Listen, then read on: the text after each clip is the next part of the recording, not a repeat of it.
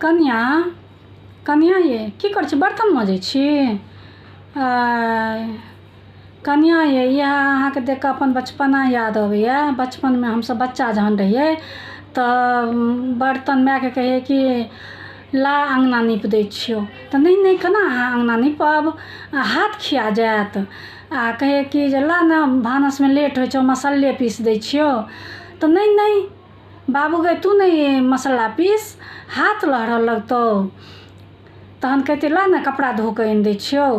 नहीं अहाँ केना कपड़ा धोइ लए जायब, अहाँके हाथ बाँहि दुखाए लागत।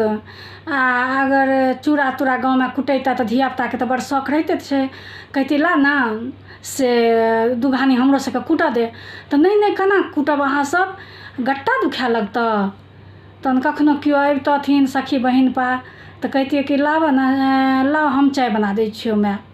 आ तऽ नहीं तू नहीं बनाबऽ, तू बनेबऽ कहीं पत्ती तेज भऽ जेतै, कम भऽ जेतै, चीनी मीठ हेतै, नहीं हेतै, तू नहीं बनाबऽ। तखन तऽ मतलब एहि दुआरे नहीं बनाबऽ कि तू दुलारू छऽ तऽ तोरा नहीं अबै छऽ। आ ओएह देखियौ जहन किरदार बदलै छै, ओएह माय साउस भऽ जाइ छै, ओएह बेटी पुतोहु भऽ जाइ छै, तखन नैहर जाइ छै, सासुर जाइ छै पुतोहु तऽ सब काज पुतोहुएके भऽ जाइ छै।